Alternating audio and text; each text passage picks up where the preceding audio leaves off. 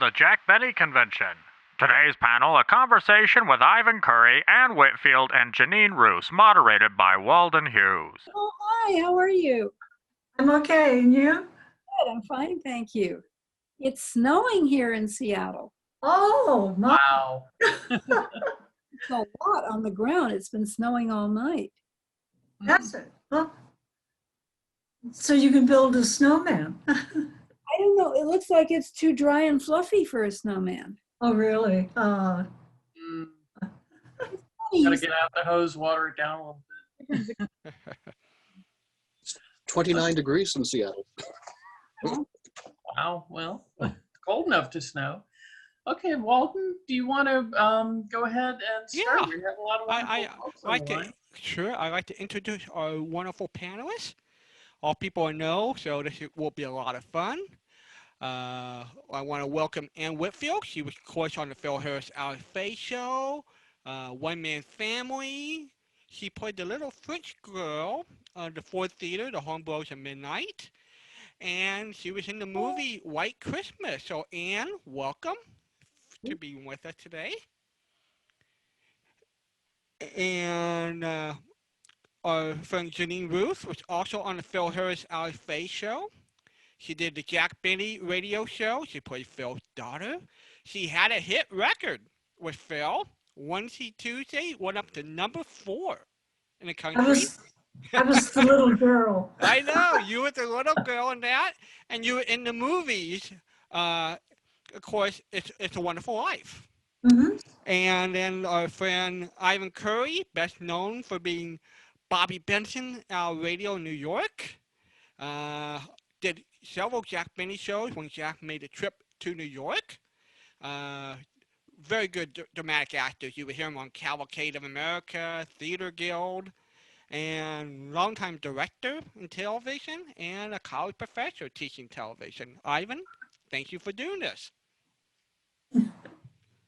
Okay. Let's go ahead and kick it off. Janine, you want to explain how in the world did you get into show business? I was too young to know.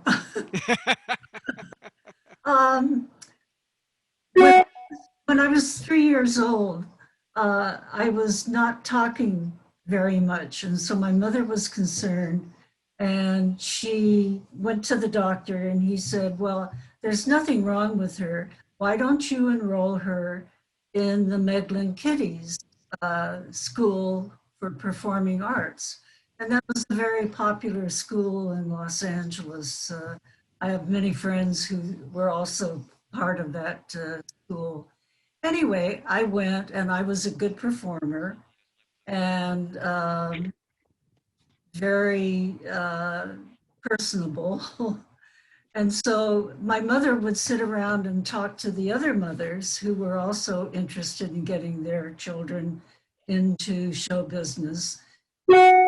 She heard about this audition for Phil Harris's daughter on the Jack Benny show. At that point, I was 7 years old, and I went and auditioned and got the part. So that introduced me into the world of show business and performing. Okay. Ann, how did you get started? I was living in Macon, Georgia, with my mother. We were waiting for my dad to come home from the war, the Second World War in 1945. And my mom was Hollywood struck. She just was intent to leave the South, and either she or I was going to be a star. She just knew it. I was 6 years old. So we drove out at 66. And she had already written letters to some producers that she was familiar with her work. And one was Carlton Morse, who was a producer, creator, writer, director of One Man's Family for all the 29 years it was on as a radio show. And so that was the only contact that really panned out. We got an interview, and I read some old scripts of a different character, and it happened that a character my age was just being introduced to the story right then, who was a member of the Barber family. So I got the part as Penny, and I did that for 29 years. But the next year, the Phil Harris radio show auditions were conducted for the other child of Phil and Alice. And I got that part. And then Mr. Morris didn't really want me to do both. So he kind of put me on the back burner of One Man's Family while I did the Harris show for about, what did we do it, 6 years, Janine? No, 9. 9. Okay. Well, I was kind of out of the family, out of the loop of the family, because both shows were on Sunday. And so it was just impossible to do both. So then I came back into One Man's Family when the Harris show went off. And Ivan, how did you get started in show business? I wanted to be in it.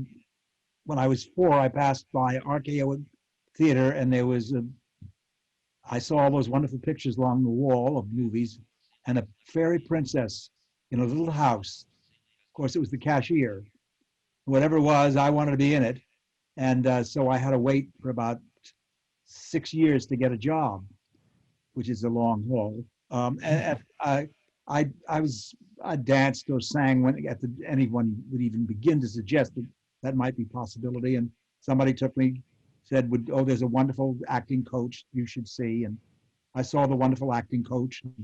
She arranged with a host of other kids to have what they used to have in New York were general auditions. This was to take care of everybody. But I was 10 and I could read, and I did my general audition well. My general audition started with, "I'm an American, yes sirree, and it's a wonderful privilege, Dad tells me, to know that your flag is clean and fine, with the red, the white, and the stars that shine. And it's great." Well, I'm not going to go on, but that was the sort of material we did. But I read well, and then Nyla Mack on New Year's Eve, I think 1948 or somewhere in there, said, gave me the first job. And the night, which was a New Year's show, and the night before that, I played the part of Jack on Jack and the Beanstalk for Caravan Records, and then had to wait 3 months for another job. But after that, they really kept coming in all the time because I was young and I could read. And the other kid actors in New York, David Anderson and Alan Shea, they both had kind of very high voices like that. And mine was more kind of butch voice, so there was some contrast, and you could have 2 kids together. And so I really started working and continued to do so till I went to college. And I went to theater school, Carnegie Tech. Now, for all 3 of you, I'm having a feeling that you all read well. Was that innate? Did your parents really encourage reading? How did reading become a part of your life? Very good, Walden. I'm sorry, I just jumped in. I didn't want to. But I love reading, and I just think it's a great question, and it's very important, I think, in our lives and in our children's and grandchildren's lives too. I loved reading. By age 4, I was reading 5th grade books, and it was a refuge into a world of fantasy and imagination. Something that our children don't have that much anymore. No, my grandchildren, I'm so delighted, love reading almost as much as I do. That's wonderful. Yeah, One who won't read he won't read anything. How old is he? 15. Oh no. Yes. Did all of you have the ability of sight reading? Could you pick up a script right away and go with it? Yes. That's really a strange talent, but I think we probably all have that. Yes. I think it was a requirement. Yeah, it was whole reading. Yeah, that and I don't know about you guys, but I was very good at accents and dialects. Ah. One of the first shows I did, which was, I played a part of an Irish boy, and it was as Irish as the fellow who was Lester O'Keefe, was the director, asked me father, who was Russian, if we, with the name Curry, did we speak Irish at home? My father was astonished as we left, as you might imagine. You want to explain what sight reading is? What for maybe our audience might want to know what sight reading is. It's when they give you a script and you have to read it and make sense of it immediately without studying it, without even scanning it. You're just on. I heard some people explain that maybe you're able to sort of see ahead. You're able to read one line and sort of have the vision to sort of have a feel what the direction you're going with it.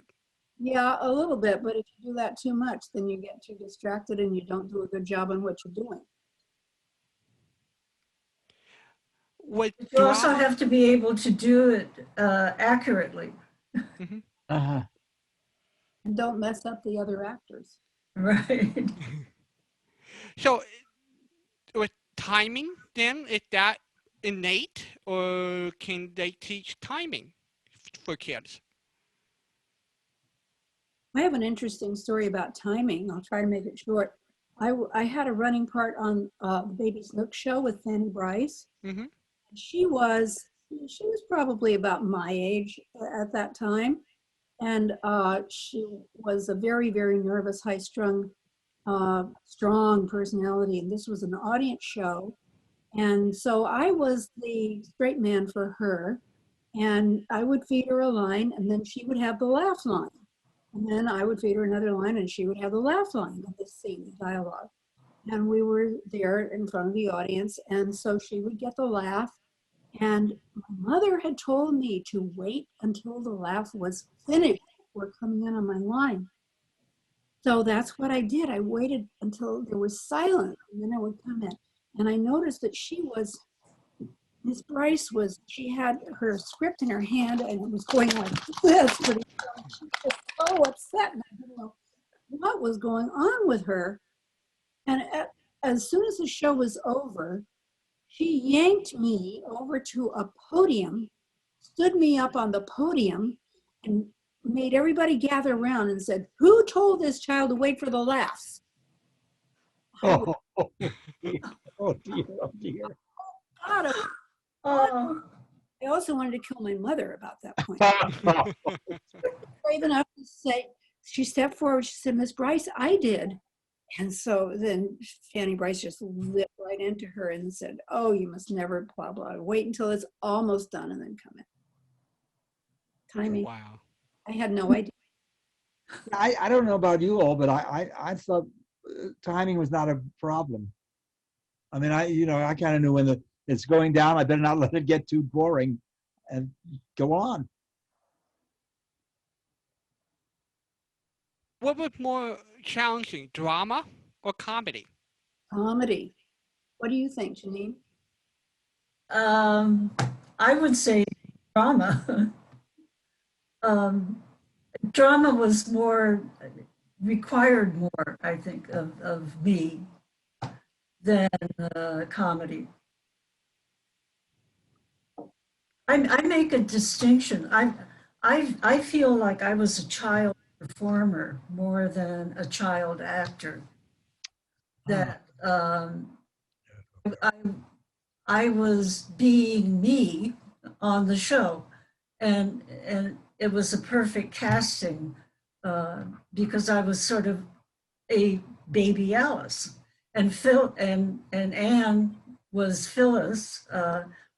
She got all the laughs. Have some good comedy lines. Yeah, that's Uh-huh. yeah. Ivan, what was easier, comedy or drama? It depends. Clearly, it depends on the script. There are some scripts that depend, and your part in it.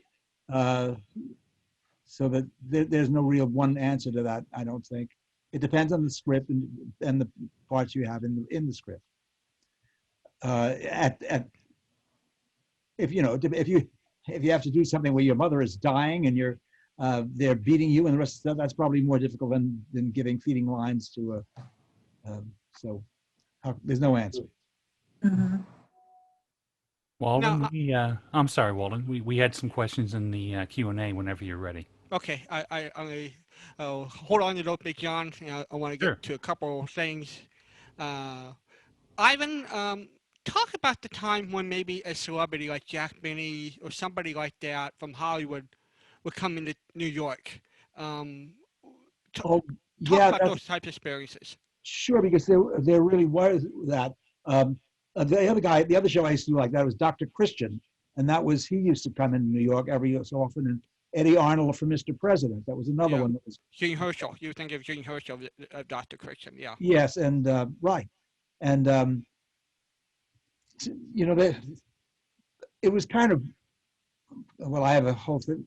There were some actors, I think, and I think everybody agree, some were really nice to kids, some were terrible to kids, and some were just most were pretty neutral, which is the way people treat children now if they're not celebrities. But if somebody came into town, you know, they were from the West Coast, it was like a vacation in a way. They're going to do the show, then they go to some nice restaurants and see friends from New York and be heading back. So that there was a kid in the script that was okay, and they came in as it was. It was 3 or 4 hours usual. Is that about right? Do you think? Mm-hmm, yeah. You know, so that we sat down and everybody was talking about, hey, what's going on? Where's a good place to go? Oh, hello, kid, how are you? There wasn't a great deal of interplay between them and us. There were a few for whom that was true. Who was it that played Sherlock Holmes? Basil Rathbone. Basil Rathbone was not very nice, and we did a lot of parts together. We did the Winslow Boy, and we did a few things. He was not particularly nice. He wasn't nasty. Charles Lawton couldn't care less, I don't think. And Maria Riva was just charming. Couldn't have been sweeter. Wonderful. I worked with her when she was 9 months pregnant. She was Marlene Dietrich's daughter, right? Yes. And she was bound and determined to have a baby that would sleep through the night immediately. So she had gained 50 pounds with her pregnancy, deliberately. She was a big woman, so she carried it well, but boy, that's the first time I ever heard of that. Yeah, she was just absolutely lovely. Yes. Yeah. I don't know. I don't want to take up too much time, but a funny kind of part-time story about this that I loved was at the end of rehearsals. It was done a lot. The show was live television show, and my father came to pick me up, and there were a bunch of kids in the cast. So he went into the client's booth behind the director's booth and had to go to the very end of the table and room and pass someone who said, "Excuse me," and the woman answered in a European accent, and my father had a European accent, so it was really kind of lovely. And he said, "Do you have a kid in the show?" And he said, "Yes." And so they began talking about Europe and is it tough to have a kid in show business? And they had usually just the usual chatting. And then the show was over 20 minutes later, and the lights went up, and my father realized he'd been chatting with Marlene Dietrich for the past 20 minutes. Oh my. And when I saw him, his face was white as a sheet. He couldn't believe it. He had a charming time. And were there any celebrities that you were around that treated kids well? Oh yeah, I think they all did. Greer Garson and Roddy McDowell I loved, and Walter Pidgeon, and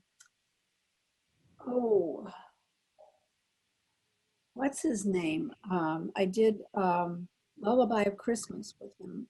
Remember this? Tall, skinny guy. Oh, sorry. I'll think of it in a minute. Sure. Yeah, I know you did a wonderful suspense show with Greer Garson. You two pretty much carried the show together, that one show together in '53. Yeah. Janine, any good experience with some of the celebrities that sort of stands out in your memory? Well, of course, my main contact was with Jack Benny and Phil Harris. And on their shows, actually, they were sort of distant relative to the involvement of Mary Livingston and Alice Faye. The wives were more maternal with, I think, those of us children. They were more involved. So. Janine, I mean, your first big radio show with Jack Benny, were you nervous? What you have any memories of that first experience being on the Benny show? Nervous. It was an amazing experience. Everybody was so supportive and so rooting for me. It was unbelievable. It felt magical. I remember listening to those Benny show, and you have these cute little lines with Phil. I mean, a lot of time with phone calls with you and Phil. Right, and I would call him Hot Shot. Yeah. Yeah, yeah. Janine, you want to talk about? I think you told me this one time, and for the audience, you had you carried the ball for the hit record. It wasn't Phil. It was your talent that got it to be number 4 in the country. You want to actually tell the story how that came about, that record, 1C, 2C. Well, the record, the lyrics had already been written. It was shortly after I started on the Benny Show, and we were recording it. I had the flu and 101 temperature, and I was sort of out of it as we were singing it. And recently, I was listening to it, and I realized at the end of the song, I changed the tune. And they still went ahead and made it a rap. But it was a fun experience. Now I wish I had been identified on the record, but then I was just, it was Phil Harris and a little girl. What's your, both you and Ann, what's your favorite memory of doing the Phil Harris Ally Faye show?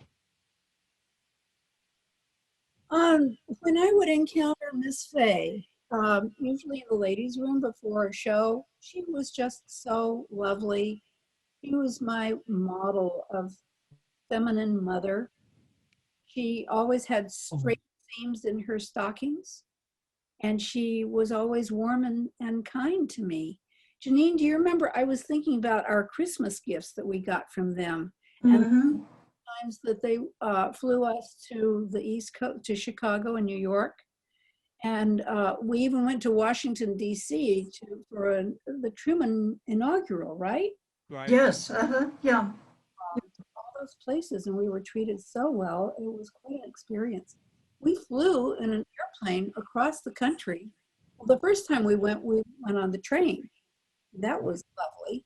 And then we flew in this loud, shaky plane. Everybody was, what year was that, do you think? 48 or something? Yes, Well, my memory is we went back to the East Coast at least 3 times. I think you're right. And we were invited to a reception at the Star Club. And I fell in love with oysters on the half shell at the Star Club. I still love them.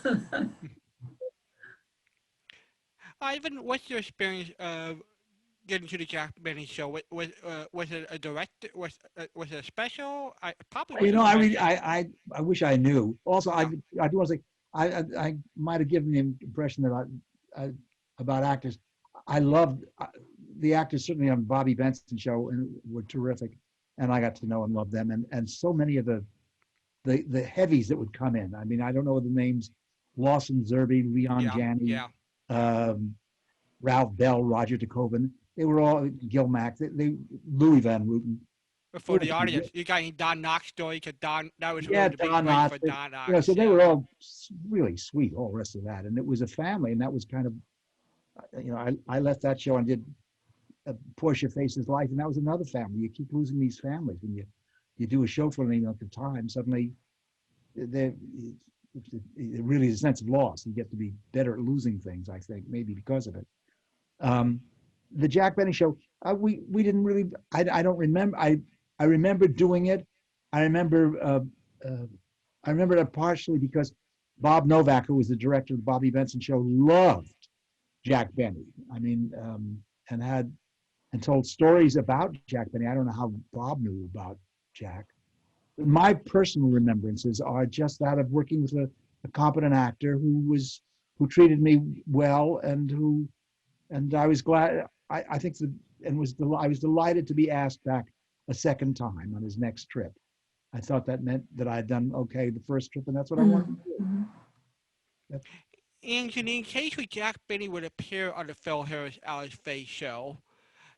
Any memories of that? Anything that stands out with Jack working with Phil on those occasions? I don't remember any. Do you, Jeanine? No, I don't either. No. Uh-huh. I'm glad. I'm glad you guys don't either.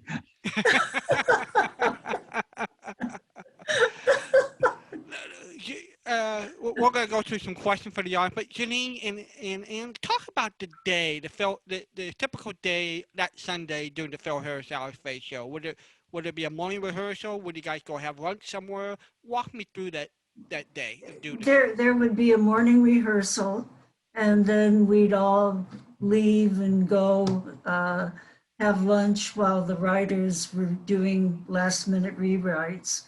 And then there would be a final dress rehearsal. And then because we were performing in front of an audience, Anne and I wore matching outfits. And there would be a warm up of the audience. And there was a full orchestra, so they would be playing music. It was quite an event. And then we would go on the air. I think we were on the air at 5:30. That's my recollection anyway. And then According to daylight savings time, though. pardon? Probably in daylight savings time season, it was either 4:30 or 6:30. Right. I know for a while the Jack Benny show was on at 4 o'clock West Coast, and the Phil Harris out was right after that, 4:30. Because But we were on different stations. right, you guys were still on NBC, and Jack by then moved to CBS, and CBS, right. and Yeah. Phil had to run from over CBS to do his show, the warm up with you guys. So, yeah. All right, Big John, let's go ahead and open it up for Q&A from the audience. All right. Well, Ivan, Janine, and Anne, welcome. Thank you. Thank you for being here. I'm going to combine two questions here because they're kind of they go together. For Janine and Anne, how did they develop the characters of the daughters on the Phil Harris Alice Faye show? Did you find yourselves getting more stories centered around you as the series went on? And did you ever get direction or advice from the cast of either the Phil Harris Alice Faye show or the Benny program? Sorry, no, that was a long question. Well, as Janine started to say, her character was more emulated after Alice, and mine was more after Phil. So Janine was more refined and ladylike, and I was more brash and had the comedy lines. And I don't know how they decided that, but I think that was established in the first show. Well, it seemed to me that we were patterned after the adults. Yes. So, and I had a more natural, soft voice, which I think conveyed being. Gosh, look at us. Look at your curly hair. Look at my pin curls. Look at your curls. My goodness. So that's an illustration of our dresses. They came from Lance. What year is that? About 9 or 10. That must have been one of the first years. Yeah, because the radio show started in '46 with Fitch Bandwagon. Right. And, yeah. And of course, you guys were there for all into 54. So I'm not getting any advice from any of the other cast members. In fact, we really didn't interact with any of the other cast members except for Walter Tetley, the grocery boy. Right. Mm-hmm. All right, Big John, another question from the audience there. Yeah. Steve Archer is curious if Ms. Whitfield or Ms. Roose, if they recall if there was ever any discussion that they remember of moving the Phil Harris Alice Faye show to television. I don't think so. No. Always would have done that. She was technically in retirement. She had a contract with 20th Century Fox that she was breaking by not doing her movies. Remember that, Janine? She really wasn't that interested in continuing to perform. Right. She just mostly wanted to be a mother and stay at home. Also, it was, I think, more difficult. Jack Benny tried to make the transition to a television show successful. It didn't seem to transition easily to a visual format. I've heard Phil talk about. I don't think he and Alice were really all that interested in moving the TV, the show anyway. Probably because what Ian just stated, because of Alice's contract, it wasn't a big driving thing for them.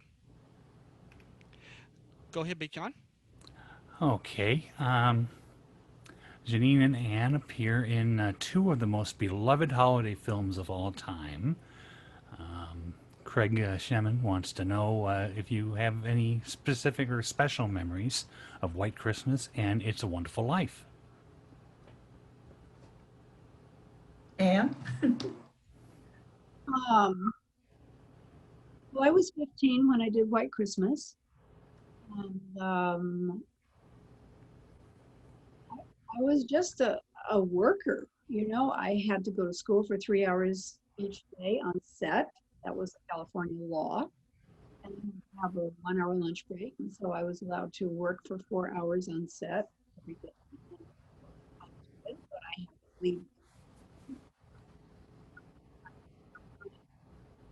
With the 4 big stars that I was working with, it was kind of a job for me. Sorry, but boy, the memories just linger on. I mean, this year there's been an incredible amount of activity with people trying to resurrect White Christmas and honor it. And there's a Rosemary Museum in Lexington, Kentucky, and they're writing a book. And then there's another guy and his daughter who's writing a book in New York or Pennsylvania or someplace. Interest in White Christmas. It's amazing. I think during the pandemic and isolation, I think people have been craving memories and rituals. And what do you think, Janine? I share Anne's experience. It was a job at that time. Years, recently I've become involved in the festival of It's a Wonderful Life in Seneca Falls, New York. And when I see how moved people are just to meet somebody who was in that movie, it's like we carry the connection to the spirit of the movie. For me, has made it more meaningful, even having had the role. I don't know if that's clear, but it's how it's touched the people who so much. Mm-hmm. And it's wonderful to be a part of something like that too. Yeah. It's a legacy we can all enjoy going forward. Absolutely. Ivan, did it help being a child actor to have a later career in directing TV? Did that experience help you in your later part of your work behind the scene? I don't think so, particularly. The impetus to be involved with any part of the show business, I suppose, is important. But the particular experiences of being a child actor didn't really. I went from being a stage man. I mean, I went after school, I became a stage man and an associate director. You know, they were just all the steps you go through, and you don't get to the point where you're dealing with actors very much for a long time. And I did a lot of music variety. I did do some soap operas, The Young and the Restless, and not that. Yeah, I did Days. Um, and there maybe it mattered. I worked with some kid actors, and that was kind of, it may have been useful then, but they're different. You know, we say kid actors, but we were all different, and we still are different. You know, they were people, so it didn't matter. Big John, another question from the audience? Yes, we have several actually. Okay. Let me see here. Oh, Garth Johnson is asking, what was the pre-show warm-up like on the Phil Harris Alice Faye show? A few of these do exist, and they sound like fun. And yes, I do have a few of those myself. Janine, do you remember the guy who conditioned the audience to laugh by taking his pants leg and jiggling it? I remember it. I don't know who it was, but Bill Foreman. Bill Foreman? Yeah. Well, he was also the announcer for the show. And then there was Frank Remley, who would play, I think he played the guitar. Right. Uh-huh. Yeah. Anyway, it was sort of a rap session that you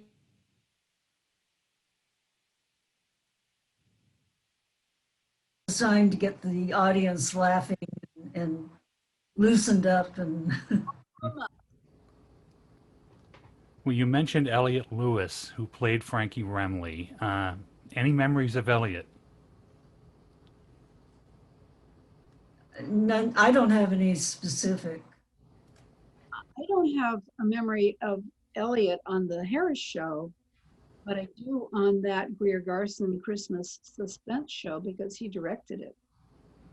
And I was so overcome at the cold reading, the first reading around the table, that I was, what was I, 10 or 11 or something?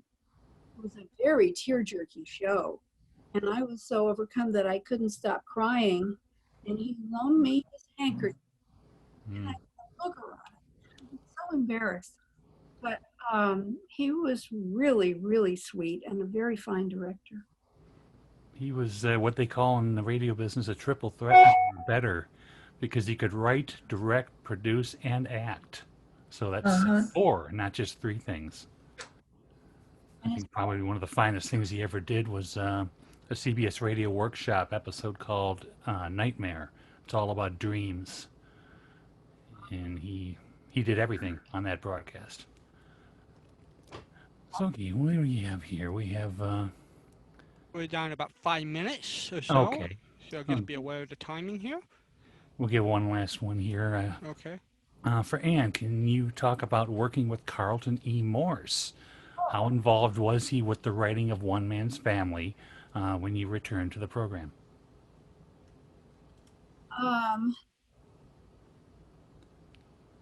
This is a hard one for me because my relationship with him kind of changed. He became, my relationship with him changed when I stopped doing Penelope again when I was 15, and he had me do Claudia, his mother, in the TV show, which had become a soap opera, a daytime soap opera, 5 shows a week. And Mr. Morse was in love with Claudia. He really wanted that character. I mean, and I had a couple of very, very uncomfortable encounters with him. I had to try to get away from him. I wanted to quit the show, the TV show, and my mother wouldn't let me because I owed so much to Mr. Morse, and I don't think she really believed me. So we won't have to go any further into that one.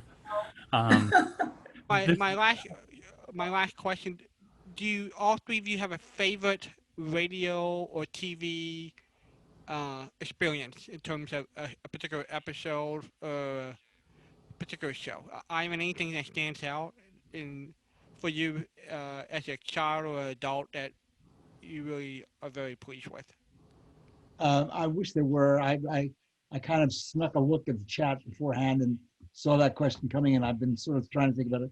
There isn't any. I liked a lot of the shows. There's a picture up now of the Bobby Benson stuff with Don and I'm reading the other way. Don, Charles, and at any rate, the answer is no. I love the casts that I was with for the most part, and so nothing I can really remember. So the people that made that. Oh, of course, yeah, yes, yeah. absolutely, yes.